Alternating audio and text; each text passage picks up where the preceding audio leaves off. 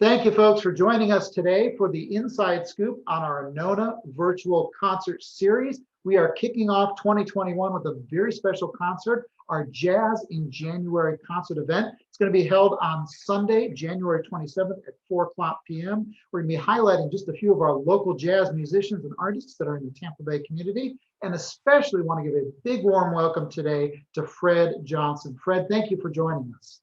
It's my pleasure. Thanks so much for allowing me to be a part of this great experience. We are so glad to have you here. Fred is not only just a gifted jazz singer, he's an educator, he's a mentor, he's an activist in social justice, and just an all-around amazing guy. And he's also helped influence the early jazz scene here in Tampa Bay, especially back in the 80s and 90s. He's toured the United States, he's toured the world performing.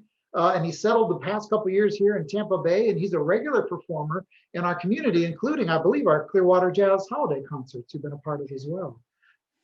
Yeah, I actually, I kind of settled back here. I've been here over 40 years now, but I have, especially when the Clearwater Jazz Holiday first started.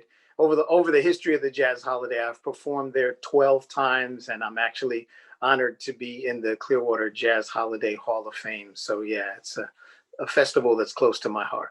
Wow. Well, thank you for joining us today. I want to talk, as we're preparing for this concert, just about your background, because you are a part of our series and you've been involved in music your whole life. And so I want to ask you, what are some of the early influences of music, musicians or styles or groups that have influenced you over the years? Well, I was really fortunate. My greatest influence musically, first and foremost, was my dad. My dad loved jazz. He was a huge fan of the big band era and jazz artists. One of the first concerts that I ever had the opportunity to see, which my mom and dad took me to, really kind of out of a fluky situation, in that this was a really special evening I grew up in Trenton, New Jersey, and at the RKO Trent Theater, they were premiering a film called Carmen Jones, which essentially was a film, all African-American film adaptation of the opera Carmen. Starred two major artists of that time, Dorothy Dandridge and Harry Belafonte. So my parents, everybody in town was headed to this theater because it was also the very first time that African-American folk were going to sit downstairs in the theater. So it was a big event. So there were no babysitters. And so my parents ended up dragging me along with them.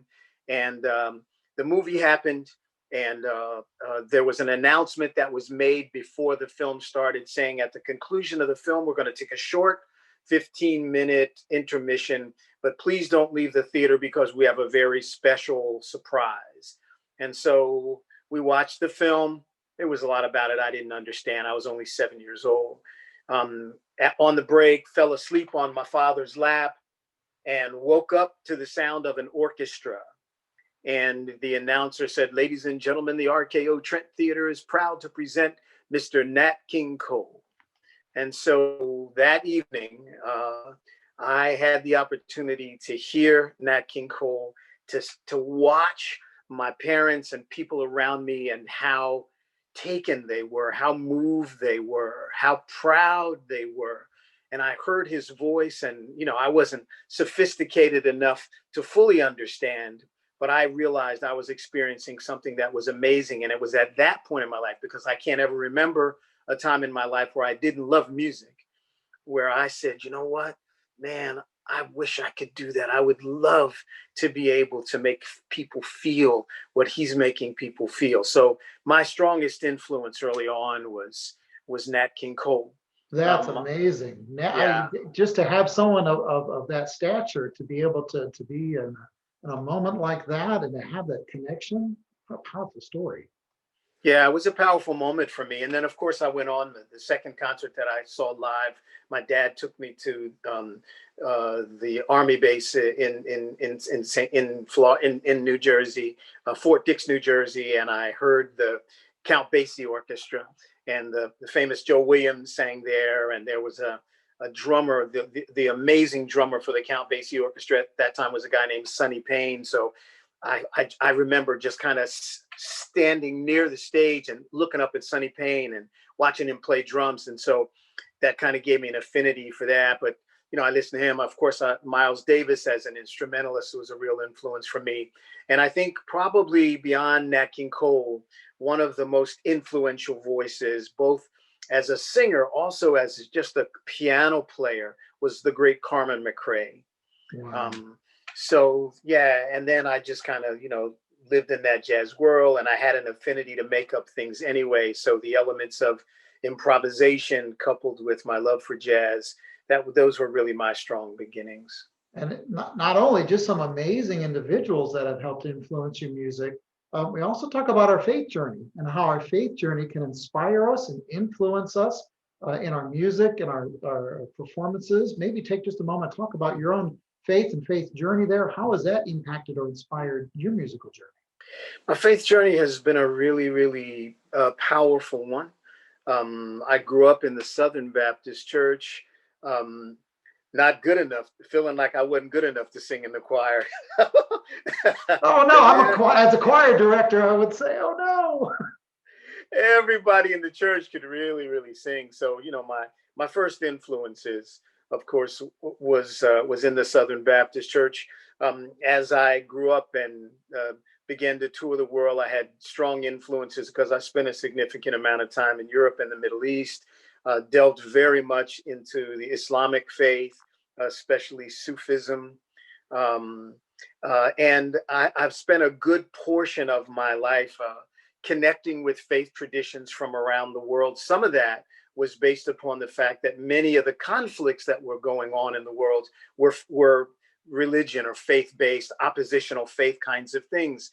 I had the opportunity for 10 years to work as the director of a music and art program in conjunction with the Collegiate Church of New York, and it was very much an interfaith experience where I was really able to utilize music, to utilize dialogue along with other colleagues who were musicians and dancers and poets and storytellers to really bring folks that were in opposition together to find common space. So I really consider myself very much an interfaith leader. I've done a lot of work these many, many years of really recognizing the power and the glory of committing ourselves to doing God's work and to recognizing that we have many, many pathways, but we're all headed towards really that understanding and that alignment with God. So for